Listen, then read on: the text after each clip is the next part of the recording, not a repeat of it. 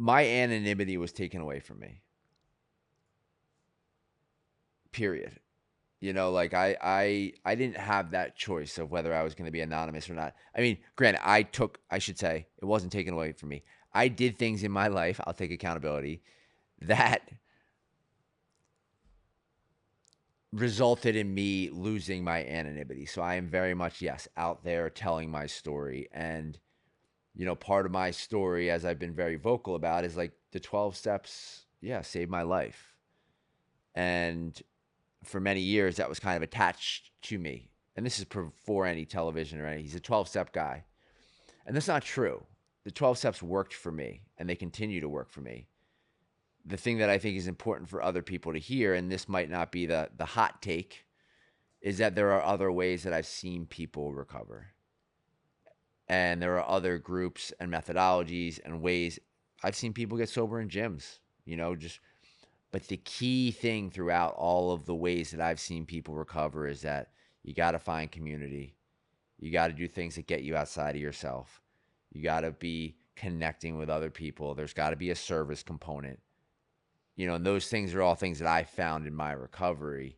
And so what I do, what I see myself doing is, yeah, you could equate it to a 12th step, but it's also just like, look, man, if I say one thing on this podcast and one person hears it and they say, I'm going to give this a shot, then we're good. We did our job for the day. I would just add that it's just a personal choice, man. If someone wants to recover in silence, that is their own prerogative. Like truly. Um, you know, I always, one of the main questions I get living in New York when someone's going to get sober is, well, how do I go out to a bar? How do I go on dates? And I explain to them, I say, if you're on a date and you order a club soda and the person across from you asks you, why aren't you drinking? And you give an easy response of, oh, I don't drink. One, you're not saying that you're an alcoholic. You're not declaring that you're like sober. You're just saying, I don't drink, in a very casual, matter of fact way. If the person across the table then takes that information, knowing nothing else about you, and chooses to judge you or make fun of you, again, what is that? It's a blessing.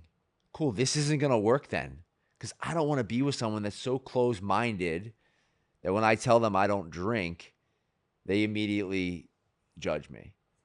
And it's funny because most of the story that we tell ourselves is self-made. It's manufactured. It's not true. I have owned the fact that I don't drink in social settings for many, many years. I mean, I can tell you maybe on one or two fingers how many times someone has really said to me, like, you know, call me names because I don't drink. That's in 13 years. So it's just, we're talking about things, we're spending time on things that just don't actually matter. It's about what you were talking about earlier. It's like just owning who you are in a way that feels good to you.